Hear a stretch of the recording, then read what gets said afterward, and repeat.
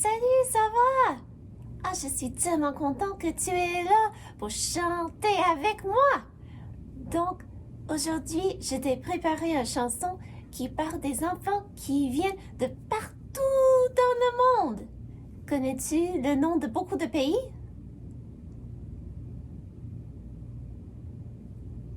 Oui, c'est beaucoup déjà, mais on va en chanter de plusieurs. Donc, nous venons de l'Alaska, nous du Népal, nous venons du Canada et nous du Sénégal. Les enfants des îles, les enfants du désert, les enfants du monde entier ont besoin du Dieu Tout-Puissant. Nous venons de Tasmanie, nous du Kenya, nous venons des Canaries, nous du Tanganyika. Les enfants des îles, les enfants du désert, les enfants du monde entier ont besoin du Dieu Tout-Puissant. Nous venons de Katmandou, nous de Tokyo, nous venons de Tombouctou, nous de Porto Rico. Les enfants des îles, les enfants du désert, les enfants du monde entier ont besoin du Dieu Tout-Puissant. Les enfants des îles, les enfants du désert, les enfants du monde entier ont besoin du Dieu Tout-Puissant. Je voulais rechanter le petit refrain parce que j'avais mal prononcé un mot. Est-ce que tu l'as entendu? Oh, mais tu es gentil de ne pas noter quand je fais une faute de frappe. En tout cas, mais il se peut que je dois retourner au lit pour me relever encore de nouveau parce que je ne fais pas les choses tout à fait correctes. Attends. Cocorico! Ok. Rebonjour, je suis retortie du lit pour chanter avec toi. Et sais-tu, n'importe où on habite, Jésus est là et il est prêt à être le bon berger de n'importe qui met sa confiance en lui. Oui, et il a promis de ne jamais abandonner ceux qui ont mis leur confiance en lui. Ah, il est tellement merveilleux et bon pour nous. Puis, il y a un verset en Jean 10 qui dit qu'il est le bon berger de ceux qui ont mis leur confiance en lui, bien sûr. Et on avait mis cela en chanson. Le bon berger conduit son troupeau le long de ses pâturages. Il prend soin du tout petit agneau car il aime tant. Près du ruisseau, il les emmène quand ils ont soif. Il les emmène au bord de l'eau, le bon berger. Quand un agneau s'éloigne un peu trop, s'éloigne de son troupeau, le bon berger s'en va le chercher car il l'aime tant. Petit agneau, tu étais loin du troupeau. Mais quel bonheur il t'a trouvé, le bon berger.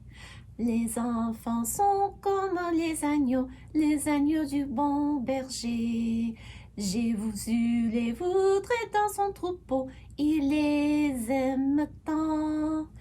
Près de son Père, oui, dans le ciel, il nous conduit. Nous voulons être les brebis du bon berger. Quand il y a des choses qui ne vont pas bien dans ma vie, je me rappelle que Jésus est le bon berger et ça me réconforte de savoir qu'il est là pour guider ceux qui ont mis leur confiance en lui. Comme je sais que Madame la monitrice a mis sa confiance en Jésus comme son sauveur et c'est vraiment réconfortant de savoir que quand tout va mal pour elle, elle puisse aller parler de cela avec Jésus et il la réconforte. Et quand elle sort de son temps de prière avec lui, elle est vraiment plus calme et paisible, c'est ça. Pas nécessairement joyeux, mais calme et paisible et j'aime la voir. Mais, sais-tu, il y a des choses qui vont mal dans la vie. C'est triste, on n'aime pas ça, mais ça arrive. Mais on peut avoir confiance. Si on a déjà demandé à Jésus de se sauver de ses péchés, on peut avoir confiance que Dieu est là pour garder et protéger la personne. Et j'ai une chanson qui part de cela. Seigneur, tu vois tous les dangers qui sont là sur ma route. Seigneur, tu peux m'en préserver. Viens Seigneur, oh viens m'en délivrer. Garde-moi, garde-moi, tiens-toi près de moi dès le matin. Garde-moi, garde-moi, garde-moi le long de mon chemin. Seigneur, tu vois que bien souvent, je me laisse attirer par le mal. Et quand m'entraîne le méchant, je suis triste, alors tout m'est égal. Garde-moi, garde-moi, tiens-toi près de moi dès le matin. Garde-moi, garde-moi, garde-moi le long de mon chemin.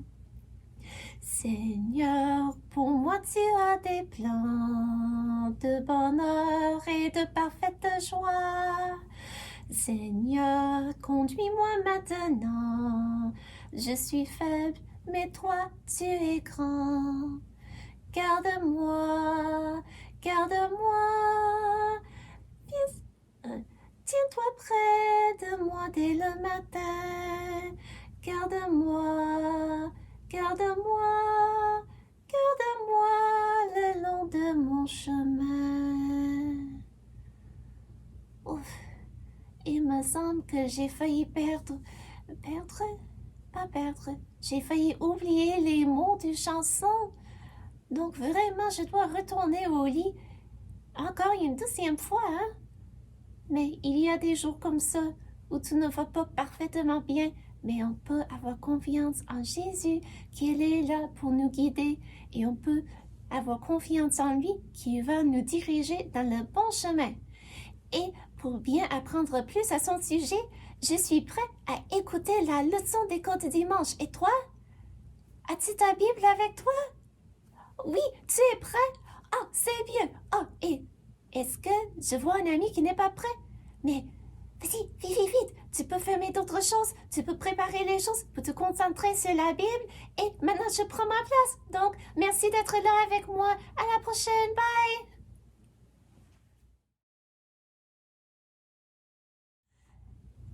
Tu sais que j'ai raison! Eh bien, il se peut que oui, mais... et tu sais que tu as tort! Mais je te dis que j'ai eu tort, et tu sais que tu as toujours tort! Mais ce n'est pas juste, ce n'est pas toujours... tu sais que moi, j'ai toujours raison, et moi, j'ai gagné l'argument! Ok, tu as gagné. Sois-en content. Moi, je m'en vais. Oh. Je ne sais pas si j'aurais dû parler comme ça, hein.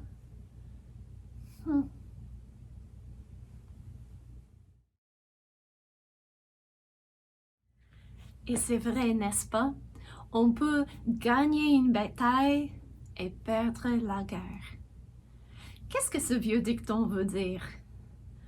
Mais comme nous avons vu avec l'aide de nos amis, c'est que de temps à autre, on peut insister qu'on a raison, et il se peut que c'est vrai, mais sa manière d'insister qu'il a raison veut dire que oui, dans l'argument, il gagne.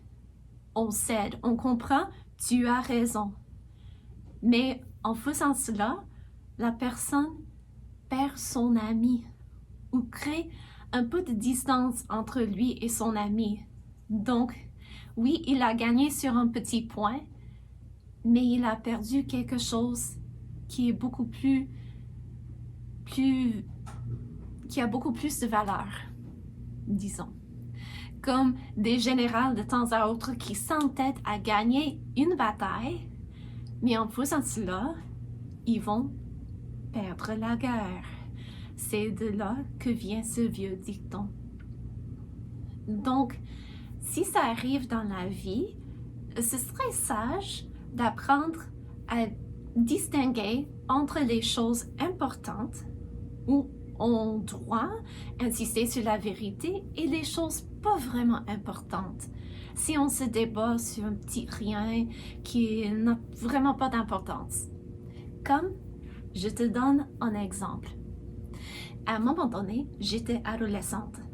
Oui, j'étais adolescente, j'étais jeune et je m'en allais à une église où le mercredi soir, on avait tendance de faire de petites études avec le temps de prière. Et le pasteur, un soir, il avait annoncé qu'il allait prêcher sur le fait que le roi Saül avait été sauvé. C'est bien clair, on connaît cela à cause des versets dans la Bible. Puis moi, je trouvais que ce n'était pas quelque chose de très important, mais bon, il voulait en prêcher, j'étais prêt à apprendre. Donc, j'écoutais, j'ai pris des notes et tout cela. Puis, à la fin de la soirée ou de l'étude, il a fermé sa Bible, il a dit, bien maintenant, juste avant d'aller prier, j'aimerais vous annoncer le sujet pour la semaine prochaine. La semaine prochaine, j'aimerais vous présenter le fait que le roi Saül n'était pas sauvé du tout et qu'il y a plein de versets qui soutiennent ce fait. Prions. Puis moi, j'étais comme, hein? Mais j'avais toutes mes notes devant moi, mais le pasteur venait de prêcher sur le fait que le roi Saül était sauvé. Et il allait prêcher sur le fait que le roi Saül n'était pas sauvé. J'étais tout confuse. Donc, tu peux imaginer que la semaine prochaine, j'avais beaucoup d'intérêt à écouter. Donc, j'avais mes notes de la première semaine à côté de moi. J'ai pris d'autres notes et quand je faisais la comparaison des deux, je me suis dit, eh bien, on peut utiliser des versets de la Bible pour prouver que le roi Saül avait été sauvé et on peut utiliser des versets de la Bible pour prouver que le roi Saül n'était pas sauvé. Je suis confuse. À quoi bon sert-il de discuter de cela? Et c'est exactement ce que le pasteur voulait indiquer. Je ne sais pas ce qui se passait dans l'église à cette époque-là parce que je n'étais qu'adolescente et j'avais toujours mes pensées fixées un peu sur moi. Je n'étais pas toujours consciente de ce qui se passait autour de moi. Mais il se peut fort bien qu'il y avait des personnes qui discutaient sur des choses inimportantes, des choses inutiles. Puis ils voulaient faire en sorte de montrer à tout le monde si le roi Saül était sauvé ou non. Ce n'est pas très clair. On peut utiliser des versets de la Bible pour prouver un point de vue ou l'autre. Mais il a dit ce qui est clair, c'est que son salut n'était pas clair.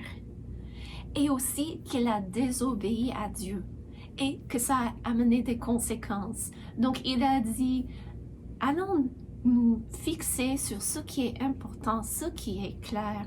Mettons l'emphase sur ce qui est vraiment clair pour tout le monde dans la Bible et laissons de côté les discussions inutiles. Et sais-tu, c'est un très bon conseil. Et comment sais-je que mon pasteur, quand j'étais adolescente, avait de bons conseils pour nous tous? C'est parce qu'il a trouvé ces conseils dans la Bible.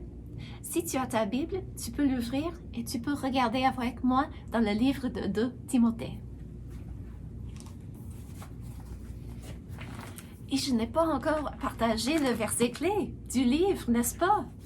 Donc, commençons avec le verset clé qui est 2 Timothée au chapitre 2. Donc, on cherche le grand chiffre 2. et au verset 22. Donc, 2 Timothée 2, 22. Ce serait facile de se rappeler de la référence, n'est-ce pas? 2 Timothée 2, 22. Donc, la Bible nous dit, « Fuis les passions de la jeunesse et recherche la justice, la foi, l'amour, la paix avec ceux qui invoquent le Seigneur d'un cœur pur. » Donc, les conseils que Dieu a donnés à Paul pour donner ensuite à Timothée, qui était un jeune prédicateur, ces conseils étaient de fuir les passions de la jeunesse. Toutes les choses qui peuvent passionner les jeunes, mais qui ne servent à rien à la longue dans la vie. Et qu'est-ce qu'il devait chercher au lieu de suivre les passions de la jeunesse? Timothée devait rechercher la justice. On aime ça, n'est-ce pas? Surtout quand quelqu'un d'autre nous a fait tort, on aime qu'on fasse la justice, que ça soit juste. Puis Timothée devait rechercher la foi en Jésus, en Dieu, l'amour. N'est-ce pas mieux de rechercher l'amour que de rechercher la haine? Ce n'est pas toujours facile, mais Dieu avait dit que nous devons rechercher l'amour, aussi la paix. Et qui devons-nous prendre comme amis pour nous aider dans cette recherche de la justice, de la foi, de l'amour et de la paix? Mais nous devons chercher cela avec ceux qui invoquent le Seigneur d'un cœur pur, ceux qui essaient de vivre pour Dieu et qui règlent leur compte avec Dieu. En d'autres mots, ça ne veut pas dire qu'on ne fait jamais du péché, on ne fait jamais de mauvaises choses. On est tous des êtres humains, on fait tous des erreurs, on fait tous des péchés. Mais une personne qui essaie de vivre d'une manière pure, c'est une personne qui, quand il se reconnaît d'avoir eu tort dans une situation, il demande pardon et il essaie de régler les choses, au lieu de juste insister, de continuer à faire le mal. Donc, voici le verset clé pour 2 Timothée, qui se trouve où? 2 Timothée au chapitre 2 et au verset 22. Et maintenant, nous allons poursuivre et lire le verset 23, parce que voici d'où mon pasteur avait tiré ses bons conseils pour nous. La Bible nous dit « Repousse les discussions folles et inutiles, sachant qu'elles font naître des querelles. » Repousser, on doit vraiment, comme un grand ballon, quelque chose qu'on pousse vers nous, puis on doit le repousser, on doit faire la même chose avec les discussions folles et inutiles. Puis, qu'est-ce que c'est une discussion folle, inutile? Justement, comme le pasteur avait fait dans l'Église. C'est vrai que le roi Saül avait des éléments dans sa vie qui indiquaient que peut-être il avait une relation personnelle avec Jésus. Et c'est vrai qu'il y a d'autres choses qui indiquent que c'est fort probablement qu'il n'avait pas une relation personnelle avec Jésus. Mais ça ne change pas grand-chose. Si on croit que oui ou non, ça ne change pas le fait que c'est clair que le roi Saül avait désobéi au commandement clair de Dieu et que lui, il avait fini par mal finir sa course dans la vie. Donc, ce serait mieux de se concentrer sur ce qui est clair et de laisser à côté les autres choses. Mais il y a des personnes qui ont tendance d'aimer que tout soit exact. Et ce n'est pas nécessairement une mauvaise chose d'aimer que les choses soient exactes parce que Dieu t'a créé avec ta personnalité. Mais on peut aller jusqu'à insister que tout le monde soit de notre opinion. Et sais-tu, on va ne pas toujours avoir la même opinion. Parce que moi, je trouve que les champignons sont dégoûtants, vraiment dégueulasses. je n'aime pas les champignons. Mais c'est pas que toi tu dis, mais ce sont bons. Mais j'aime ça, ma mère les fait rissoler avec un peu de beurre, avec du sel. C'est magnifique. Et madame, tu n'aimes pas ça? Non, tout simplement, je n'aime pas trop ça. Mais tu sais quoi? Nous pouvons avoir nos opinions différentes et quand même rester des amis. Et toi, tu peux te régaler des champignons et moi, je vais me régaler du brocoli. Donc, Dieu nous dit de repousser les questions inutiles parce que ça ne sert à rien de s'obstenir, d'essayer de convaincre tout le monde de notre opinion personnelle sur quelque chose. Eh bien, on ne parle pas de la vérité, mais de quelque chose qui n'est pas tout à fait clair ou qui est plutôt une opinion. Donc, si nous devons repousser les questions inutiles, qu'est-ce qu'on doit faire? On sait qu'on ne doit pas faire cela, mais ça veut dire qu'il y a quelque chose qu'on doit faire. Eh bien, la Bible nous dit, je vais approcher ma petite table pour bien voir ma Bible.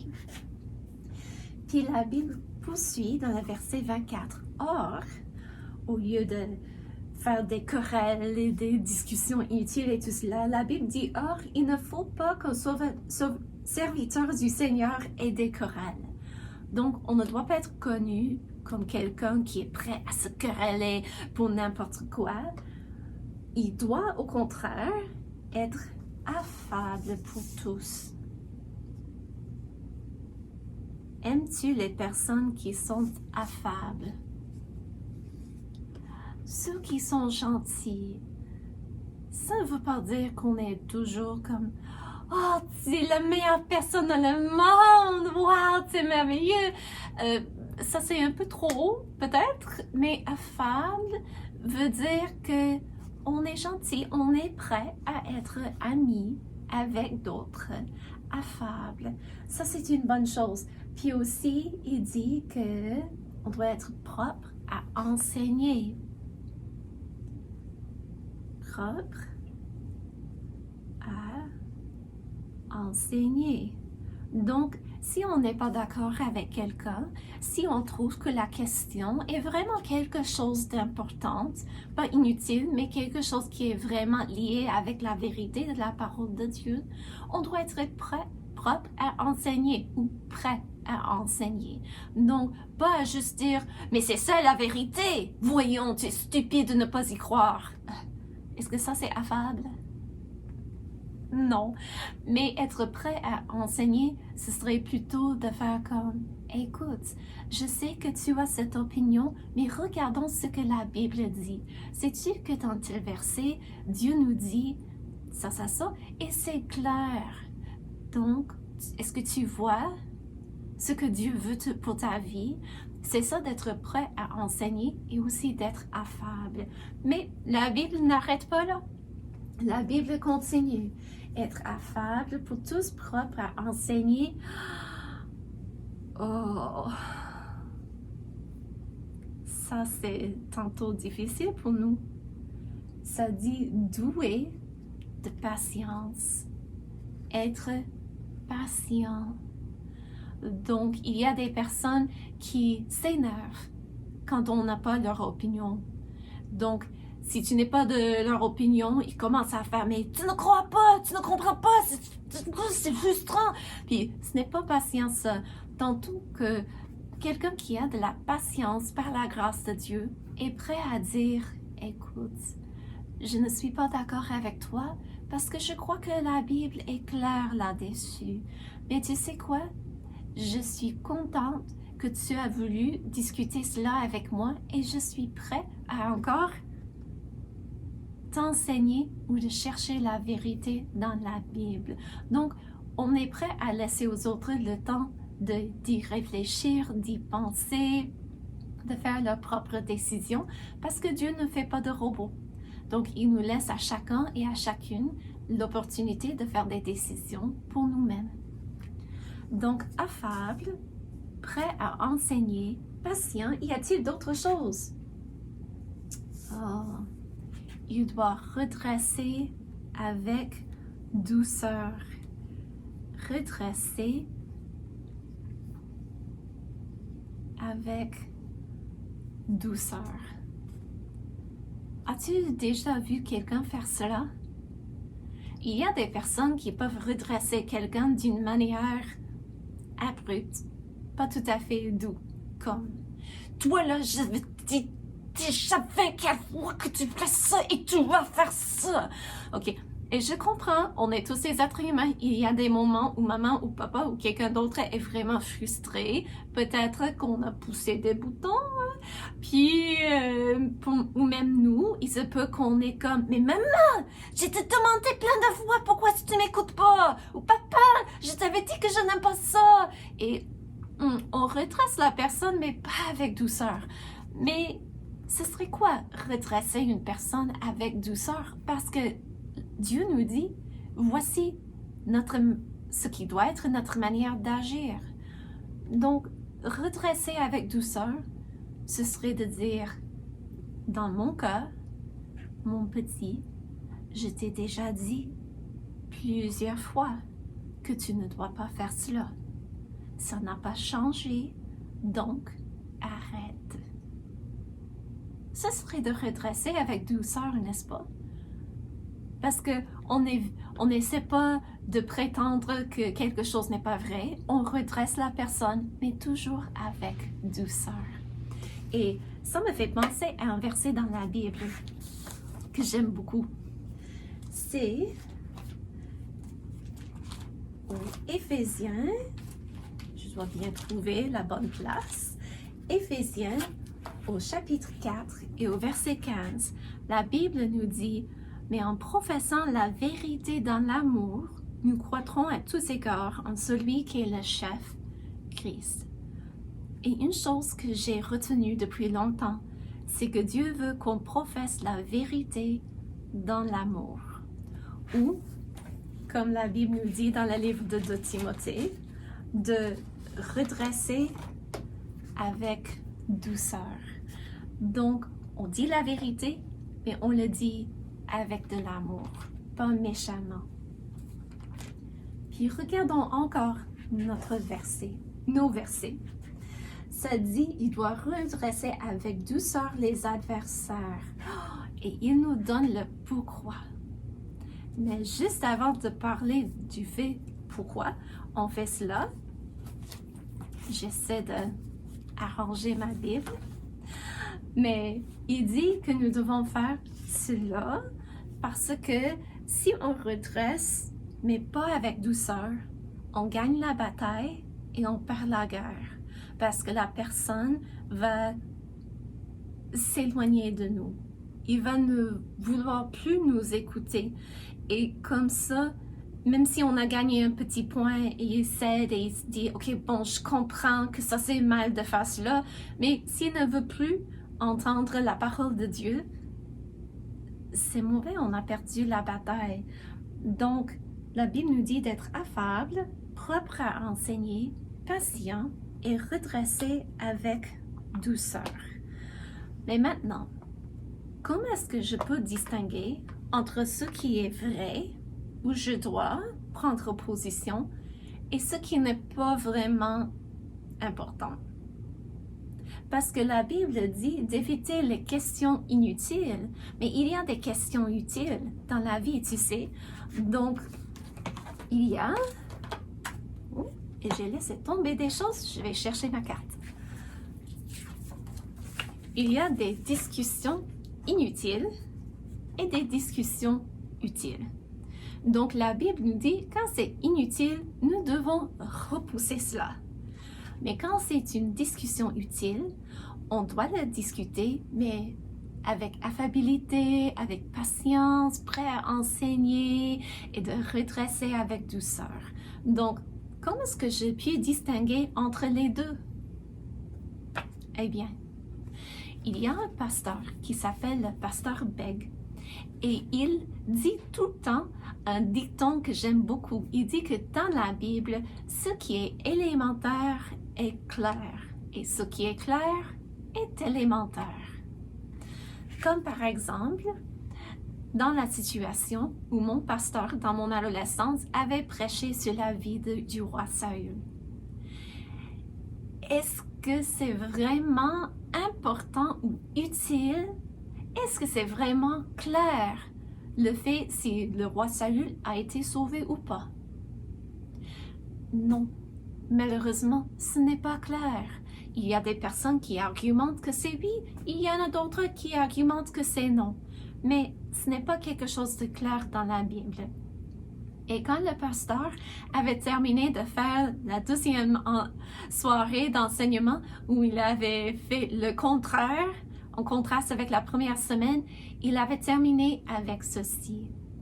Il a dit, comme vous voyez, on peut prendre une des deux positions et on peut même utiliser des versets de la Bible pour prouver son opinion. Mais en fin de compte, ce n'est pas clair. Ce qui est clair que Dieu nous a révélé sur la vie du roi Saül, c'est que lui, il n'avait pas obéi à Dieu. Ça, c'est clair. Et qu'il y avait des conséquences pour cela. Aussi, nous voyons que son témoignage n'était pas bien évident pour sa famille, pour ses amis. Pense à ses funérailles. Comment ça devait être triste pour sa famille et pour ses amis de ne pas savoir à 100% où il était après la mort. Donc il a dit, pour nous, nous devons nous assurer d'avoir, par la grâce de Dieu, un témoignage clair où les gens savent et sachent la décision qu'on a prise. Et nous devons aussi apprendre de ce qui est bien évident dans la Bible, que l'obéissance à Dieu, c'est une bonne chose et la désobéissance amène des conséquences. Et il dit, le reste, on peut laisser tomber. C'est inutile de s'abattre dans des discussions sur le fait si Saül a été sauvé ou pas. Donc, ce qui est clair, que la désobéissance amène des conséquences. Wow, on doit écouter cela, on doit penser de cela, réfléchir là-dessus et en apprendre des choses pour nous guider à travers la vie.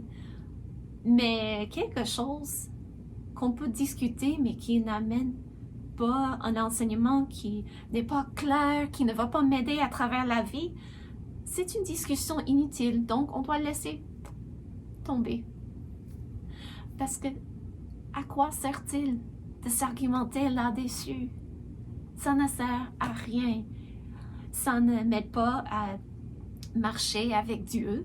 Si le roi Saül a été sauvé ou pas, ça ne m'aide pas à marcher avec Dieu dans la vie de tous les jours.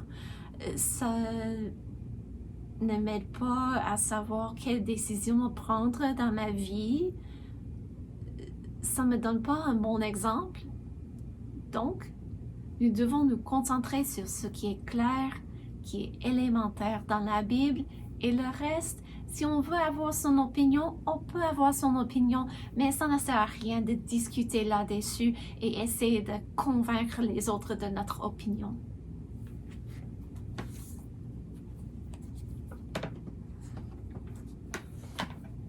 Donc, une chose qui est claire dans la Bible, c'est que nous sommes tous des pécheurs, nous avons tous fait de mauvaises choses et que nous avons tous besoin de quelqu'un faire un sacrifice pour nous, pour payer le prix de nos péchés. Et voici ce que Jésus a fait sur la croix. Ça, c'est clair. Ça, c'est quelque chose de base dans la Bible ou quelque chose d'élémentaire. Et la Bible nous dit que quiconque croit en lui, en Jésus, aura la vie éternelle. Donc, voici quelque chose qui est vrai, quelque chose qui est clair, où on doit être affable, prêt à enseigner, patient, et on doit redresser les autres avec douceur s'ils ne sont pas d'accord. Mais pour les autres choses, même pour les champignons, nous ne devons pas nous abattre là-dessus. Si tu aimes les champignons, c'est bien. Si tu n'en aimes pas, Je suis d'accord avec toi, mais tu sais quoi? Ça ne change pas grand-chose, hein? Donc, nous devons tous repousser les questions inutiles. Et je crois que les marionnettes vont nous aider à bien comprendre exactement comment faire cela.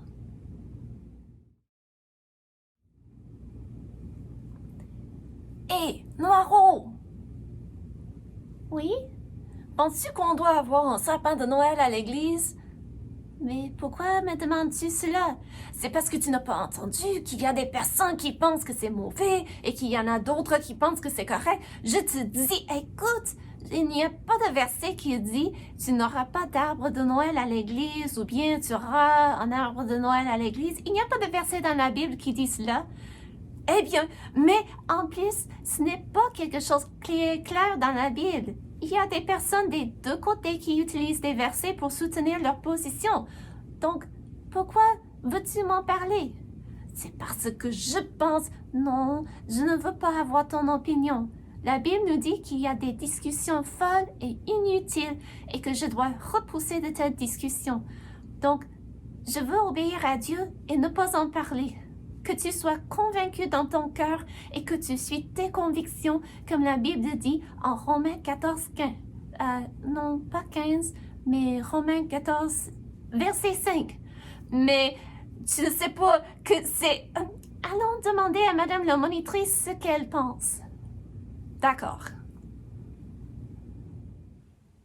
Madame, on a une question pour toi. Qu'est-ce que c'est? Allez-y. Est-ce que c'est bien de discuter la question si on doit avoir des sapins de Noël à l'église, oui ou non?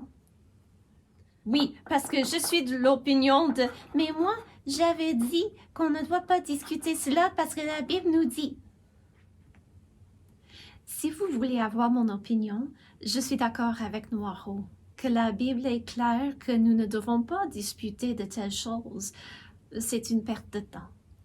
Là où la Bible est claire, nous devons y obéir. Mais dans ce cas, ce n'est pas quelque chose qui est clair. Mais si je ne suis pas d'accord avec le pasteur ou d'autres, eh bien, tu peux penser autrement que quelqu'un sans faire des arguments et sans essayer de convaincre tout le monde de ta position. La Bible dit qu'il y a des personnes qui observent des jours comme Noël et d'autres qui estiment que tous les jours égaux et qui donc n'observent pas le jour de Noël.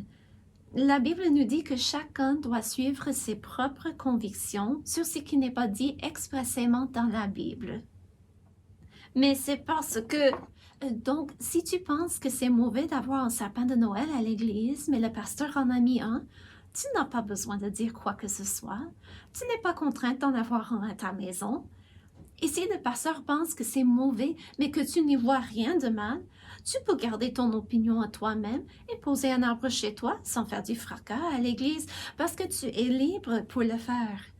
Et si tu penses autrement que le pasteur ou d'une autre personne, tu peux toujours garder ton opinion à toi-même et y être convaincu dans ton cœur, sans te mettre à argumenter avec n'importe qui sur quelque chose qui n'est pas élémentaire dans la Bible. Ce qui est clair, c'est que Jésus est venu sur cette terre mourir pour tous les êtres humains et qu'il est ressuscité des morts. Y crois-tu? Oui? Bien.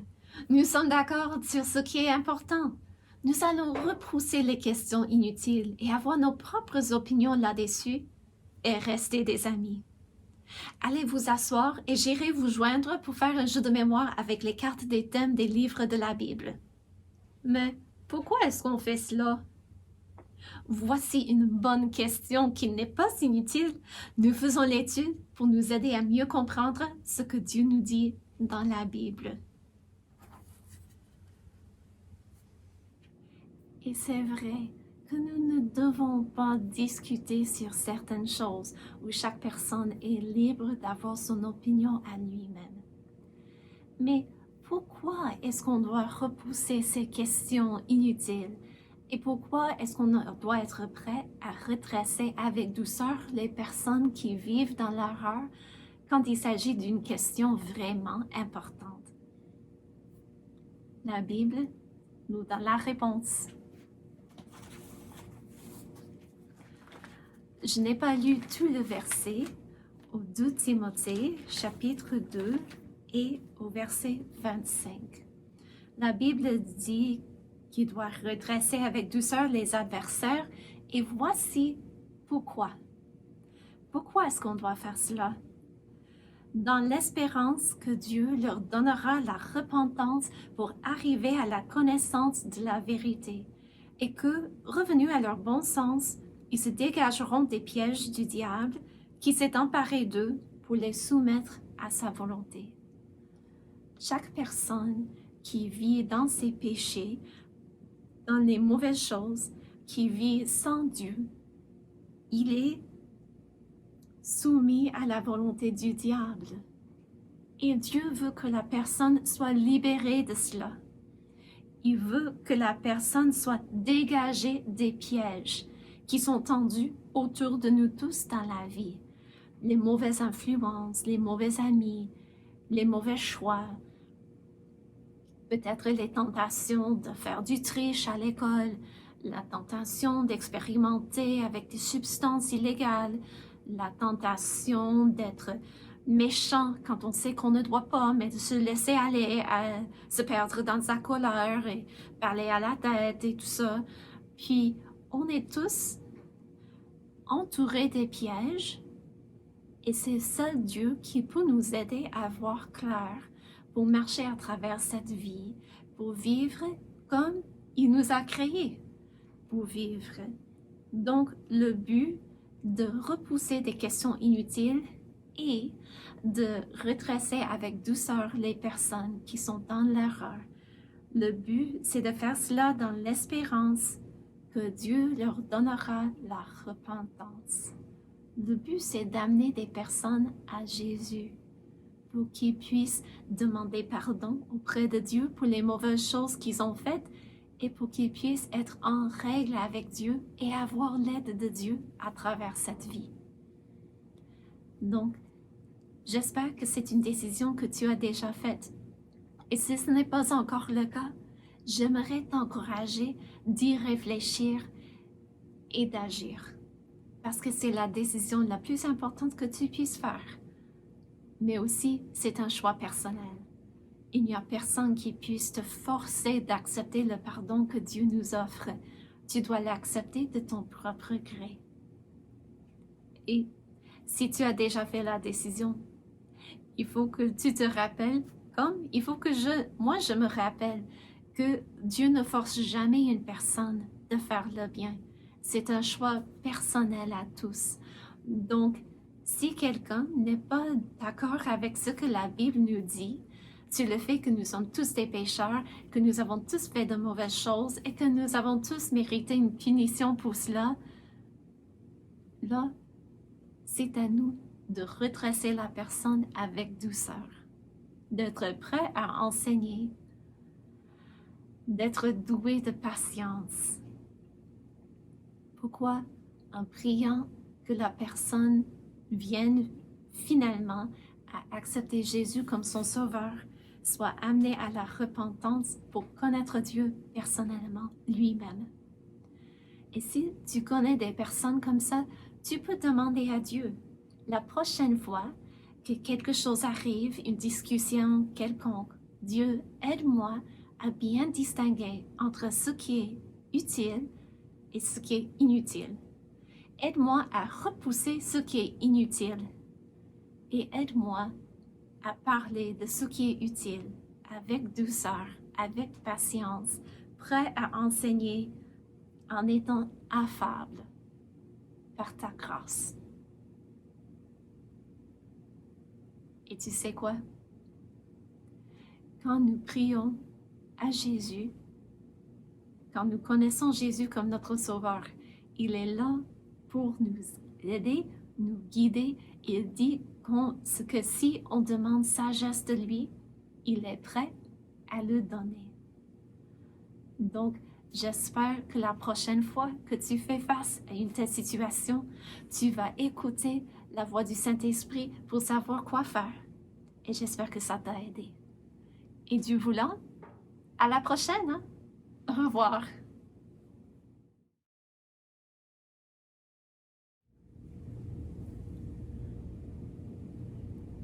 Il me semble qu'on a enlevé des cartes. Oui, je trouvais que c'était un peu trop difficile. Donc, on va juste faire avec quelques cartes. Ok, d'accord. En as-tu les thèmes de la Bible? Oui, oui, oui, ici, attends.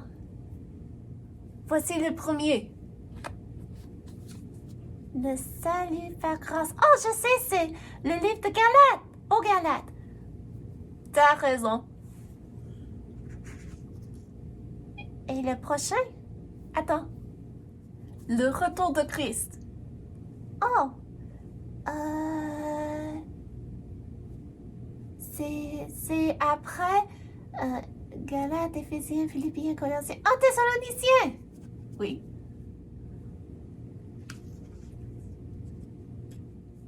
Puis voici l'Église, le corps de Christ. Ah, je connais ça. Ça, c'est Église Éphésiens.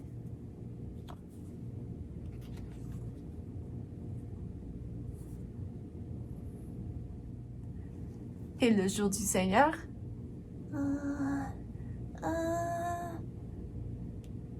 Est-ce bien de Thessaloniciens?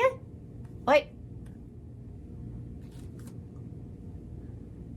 Je vois en difficulté. Oh, attends. Réjouissez-vous toujours dans le Seigneur. Je vous le dis, réjouissez-vous. Oh, Philippiens! Oui.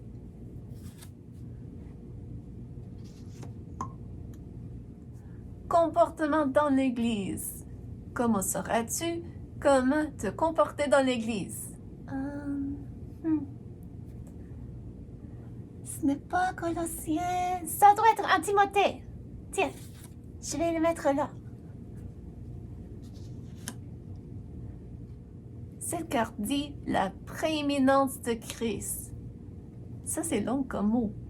Oui, mais parce que c'est strié et il ne reste qu'un. C'est bien le livre aux Colossiens. Tiens. Maintien de la vérité.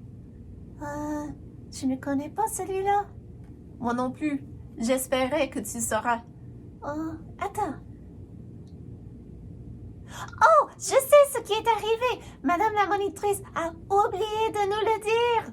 Oh, oui, elle a oublié, mais c'est de Timothée. J'en suis certaine, c'est le seul qui reste. Oh, mais tiens. Donc tu as raison, quand on fait juste quelques-uns, c'est plus facile, mais je pense que si on continue de pratiquer, on va arriver à les connaître tous. Peut-être oui, peut-être non, mais si on apprend la moitié, on a déjà appris quelque chose. C'est vrai, merci beaucoup, mais merci pour ton aide.